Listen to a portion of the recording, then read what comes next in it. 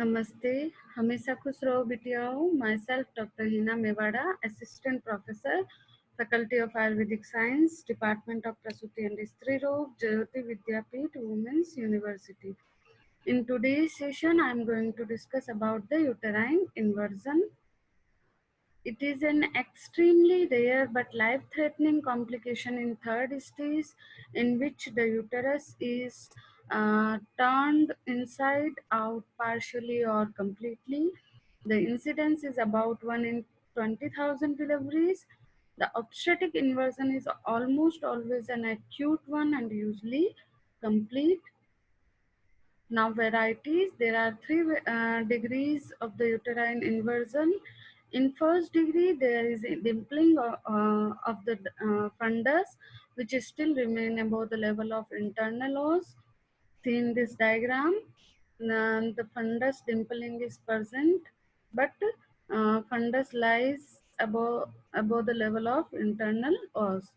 In second degree, the fundus passes through the cervix but lies inside the vagina.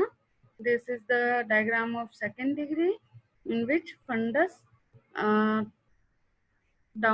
passes downward in the cervix but lie in the vagina, not outside the vagina. In third degree, the endometrium with or without attachment of placenta is visible outside. This diagram shows third degree or complete inversion. In first degree, there is a only dimpling. This is the placenta which is attached to the endometrium.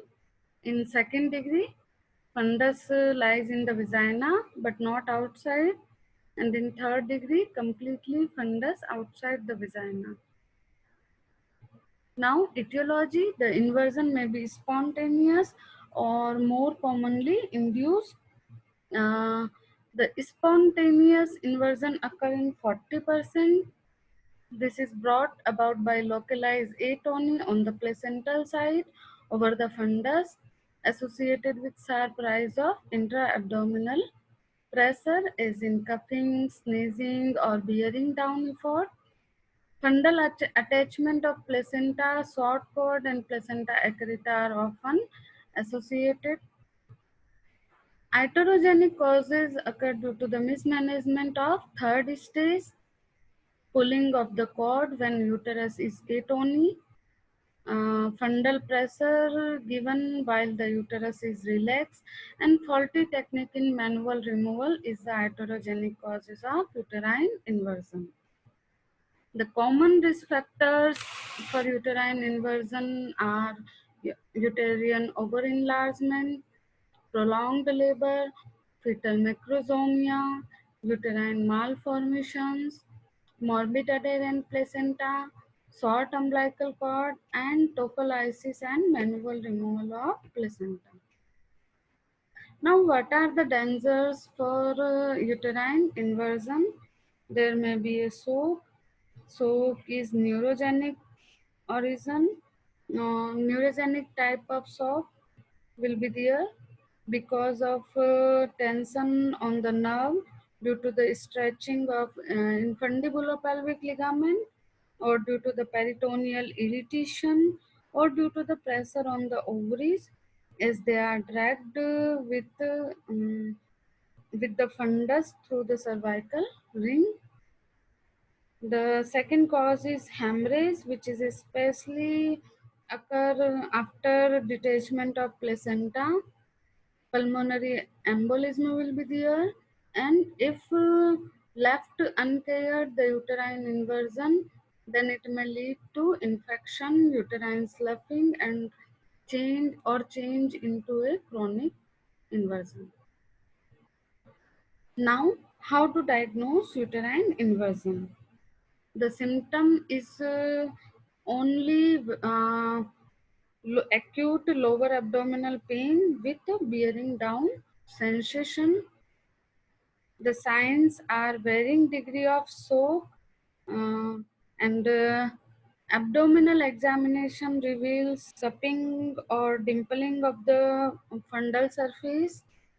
Bimanual examination not only help to confirm the diagnosis but also the degree, and in the condition of incomplete inversion, there is a pear-shaped mass protrude outside the vulva with the broad and pointed, pointing to downward and looking reddish purple in color. The prevention is done by these 3 points. Do not employ any method to expel the placenta out when the uterus is relaxed.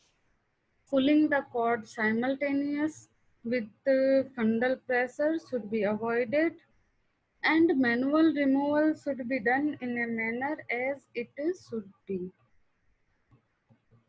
Now, management.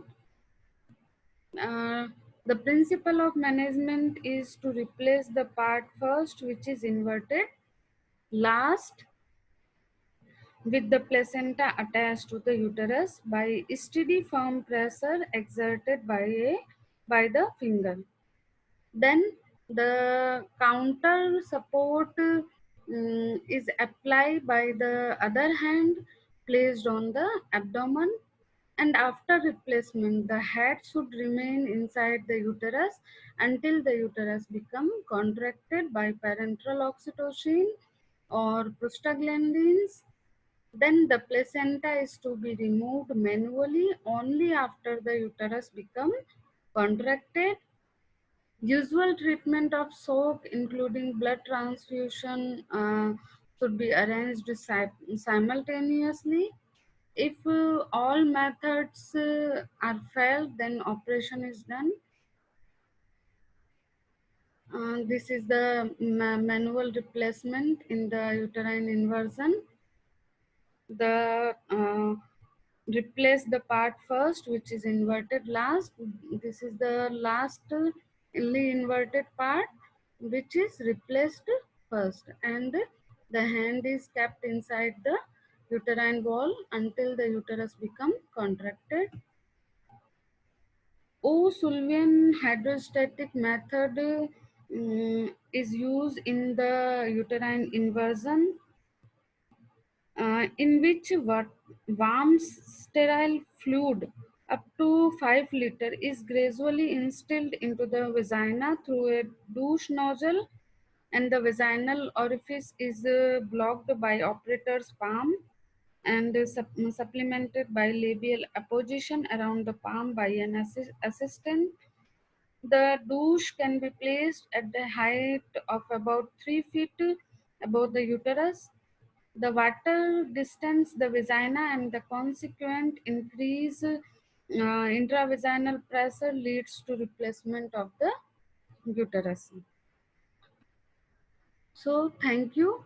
If you have any queries related to this session, please write in comment box so I will resolve it. Thank you so much.